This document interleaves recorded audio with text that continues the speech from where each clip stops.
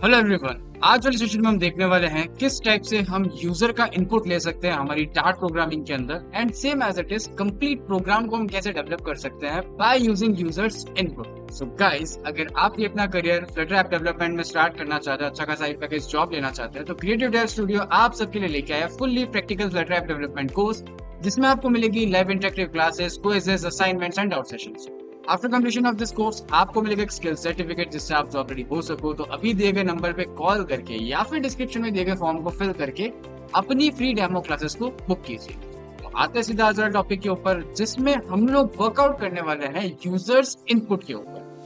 तो अगर मैं यूजर इनपुट की बात करूं तो डार्ट के अंदर हमें सबसे पहले यूज करना पड़ेगा किसको, stdout.write।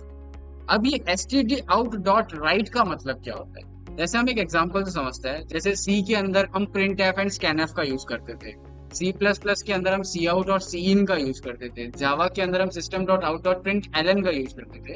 तो सेम एज इट इज, जब भी आपको डार्ट के अंदर किसी भी वैल्यू को प्रिंट करवाना हो तब हम किसको यूज करेंगे, stdout.write। ठीक है। अभी stdout.write का मतलब क्या होता है, तो सबसे पहले अगर अपन बात करें std की, तो std का मतलब होता है स्टैंडर्ड। std का मतलब क्या होता है, स्टैंडर्ड। एंड आउट का मतलब क्या होता है, आउटपुट। एंड राइट का मतलब क्या होता है, इस पर्टिकुलर फंक्शन के अंदर आपको जो भी चीज प्रिंट करवानी है वो आप किस में लिखोगे, इस जगह पे। जो भी आपको मैसेज शो करना है वो मैसेज किसके अंदर आएगा, इस राइट ब्लॉक के अंदर आएगा। फॉर एग्जाम्पल, मेरे को हेलो वर्ल्ड का मैसेज शो करना है, तो आप यहाँ पे हेलो वर्ल्ड का मैसेज किस में लिखोगे, इस राइट वाले फंक्शन के अंदर लिखोगे। क्लियर।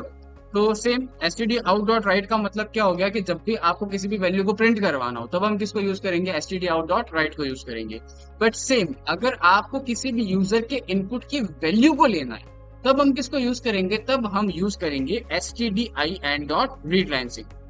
तब हम किसको यूज करेंगे, stdin.readLineSync को।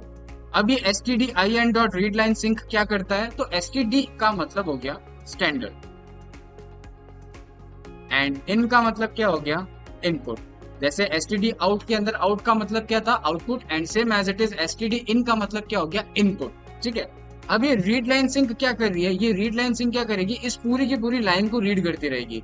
जैसे ही कोई यूजर इनपुट देता है वो इनपुट ऑटोमेटिकली किसके अंदर आ जाएगा, इस stdin.readLineSync के अंदर आ जाएगा। ठीक है। अब एक मैं छोटा सा प्रोग्राम बना के आपको दिखाता हूँ किस टाइप से प्रोग्राम हम डेवलप कर सकते हैं।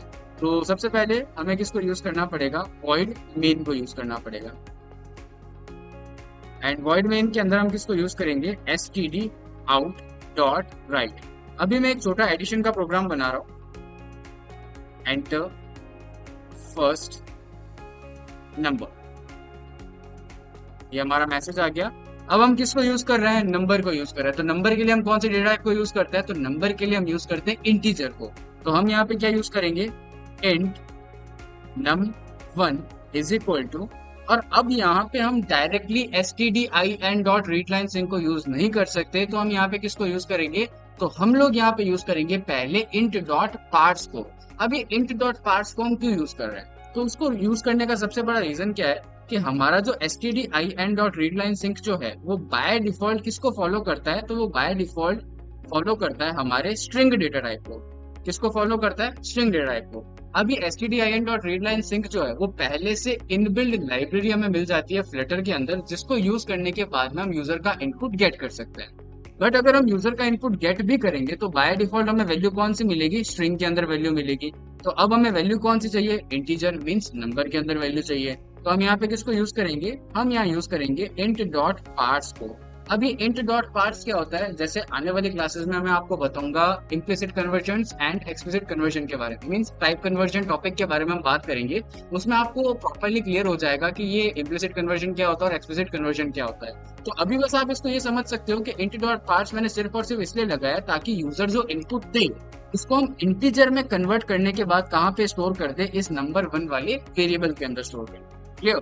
तो int.parse आ गया एंड इस int.parse के अंदर हम किसको यूज करेंगे, stdin.readLineSync, इसको हम यहाँ पे यूज कर लें।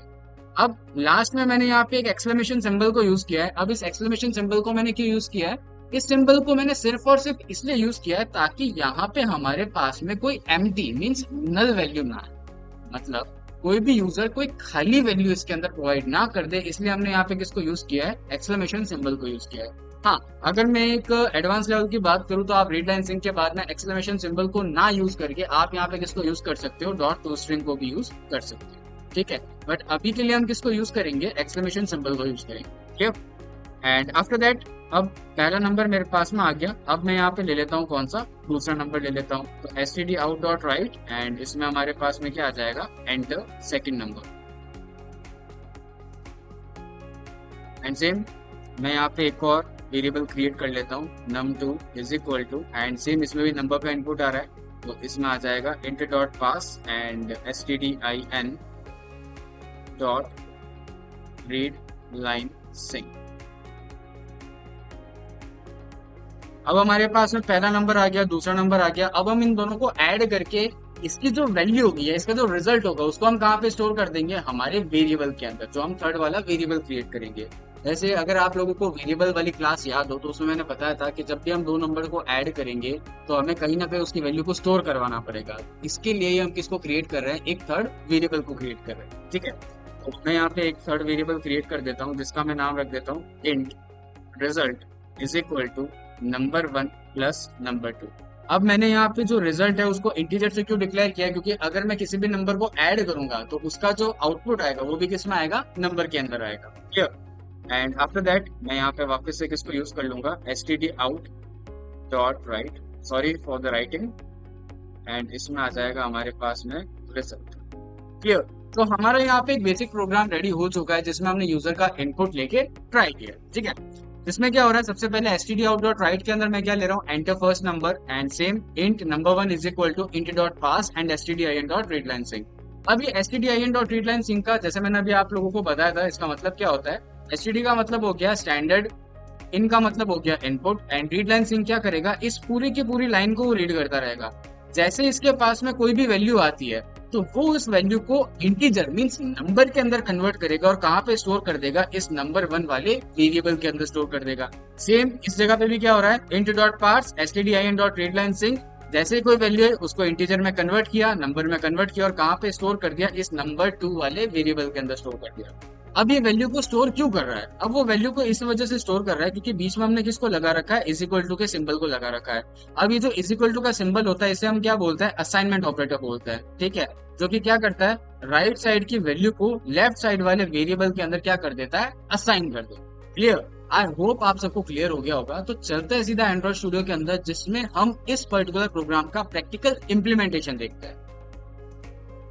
हमारा जो एंड्रॉइड स्टूडियो यहाँ पे ओपन हो चुका है, तो मैंने जो लास्ट प्रोजेक्ट क्रिएट किया था मैं उसी प्रोजेक्ट को यहाँ पे ओपन कर लेता हूँ एंड सेम हम यहाँ पे एक नई फाइल को कर लेते हैं क्रिएट। आपको क्या करना है, लिप के ऊपर आना है, राइट क्लिक करना है एंड राइट क्लिक करने के बाद में क्या क्रिएट कर लेनी है, आपको एक नई डार्ट फाइल क्रिएट कर लेनी है एंड इस डार्ट फाइल का हम नाम क्या रख देंगे, फर्स्ट प्रोग्राम डॉट डार्ट, ठीक है। एंड सेम मैं यहाँ पे क्रिएट कर देता हूँ। तो सबसे पहले यहाँ पे क्या आ जाएगा, void main आ जाएगा एंड void main के बाद में हम किसको यूज करेंगे, std out डॉट राइट को यूज करेंगे, std out डॉट राइट, और इसमें हम पास क्या कर देंगे, enter first number and same मैं यहाँ पे भी किसको यूज कर लूंगा, int number 1 is equal to int dot parse stdin dot read line से एंड सेम यहाँ पे भी हम किसको यूज कर लेंगे, एक्सक्लेमेशन सिंबल को यूज कर लेंगे। एंड अब मेरे को दूसरा नंबर लेना है तो std out dot right and इसमें आ जाएगा हमारे पास में क्या, एंटर सेकंड नंबर एंड इसमें भी हम पास कर देते हैं int number 2 is equal to int dot parse stdin dot read line sync and exclamation symbol भी हमने यहाँ पे लगा दिया। अब हमें क्या करना है, इन दोनों का जो सम है उसको हमें कहाँ पे स्टोर करना है, इस सम वाले वेरिएबल के अंदर स्टोर करना है, number 1 plus number 2 and same मैं यहाँ पे यूज कर लेता हूँ std out dot right and right के अंदर आ जाएगा हमारा सम, ठीक है। अब हमारे पास में यहाँ पे कुछ एक्सेप्शन जनरेट हो रही है, undefined name std out and same as it is undefined name std in। अब इस जगह पे हमें क्या करना है, तो हमें सबसे पहले इंपोर्ट करना पड़ेगा import डाट आईओ पैकेज को। अब ये import डाट आईओ पैकेज है क्या, तो import डाट आईओ पैकेज जो है वो आपकी हेडर फाइल है, जिसको यूज करने के बाद में आप यूजर से इनपुट एंड आउटपुट दोनों ही शेयर कर पाओगे, ठीक है। अब ये इंपोर्ट कैसे करना है, तो इंपोर्ट करने के लिए अगर आप एंड्रॉइड स्टूडियो को यूज कर रहे हो, तो एंड्रॉइड स्टूडियो के लिए हमारे पास में एक स्पेसिफिक कमांड होती है, जिसके लिए आप यूज कर सकते हो Alt+Enter को, और डायरेक्टली आपकी हेडर फाइल इंपोर्ट हो जाएगी। और अगर आप VS कोड के अंदर वर्क कर रहे हो, तो वहां पे आप किसको यूज करोगे, Ctrl+Dot, ठीक है। कंट्रोल एंड सेम डॉट को आप प्रेस करोगे तो ऑटोमेटिकली आपके पास में एक सजेशन आ जाएगा, जैसे मेरे पास में यहाँ पे आ रहा है, जैसे मैंने Alt+Enter किया तो ऑटोमेटिकली मेरे को क्या बोल रहा है, इंपोर्ट डाट आएगा। तो जैसे मैं एंटर करूंगा तो ऑटोमेटिकली मेरी हेडर फाइल यहाँ पे इंपोर्ट हो जाएगी। अगर आपको शॉर्टकट तरीके से नहीं जाना है एंड सेम यहाँ पे आपको मैनुअली लिखना है, तो आप यहाँ पे मैनुअली भी लिख सकते हो इंपोर्ट डाट आयो, एंड सेम आपकी जो एक्सेप्शन है वो यहाँ पे रिमूव हो जाएगी। एंड अब मैं इस प्रोग्राम को कर लेता हूँ यहाँ पे एग्जीक्यूट, एंड सेम मैं यहाँ पे फर्स्ट नंबर डाल देता हूँ 20 एंड सेकंड नंबर डाल देता हूँ मैं 30। ऑटोमेटिकली हमारे पास में रिजल्ट क्या आ गया, कि रिजल्ट आ गया। तो आज वाले सेशन में हमने समझा कि किस टाइप से हम यूजर का इनपुट ले सकते हैं, एंड उस इनपुट के ऊपर हम कैलकुलेशंस को लगा के किस वे में हम उसका आउटपुट दिखा सकते हैं। उन सारी चीजों के बारे में आज वाले सेशन में हमने बात। आज वाले सेशन में बस इतना ही, मिलते हैं सीधा नेक्स्ट वाली वीडियो के अंदर। आई होप ये वीडियो आपको इन्फॉर्मेटिव लगी होगी। ऐसे मोर इन्फॉर्मेटिव कंटेंट के लिए मैं फॉलो करें एंड सब्सक्राइब करें।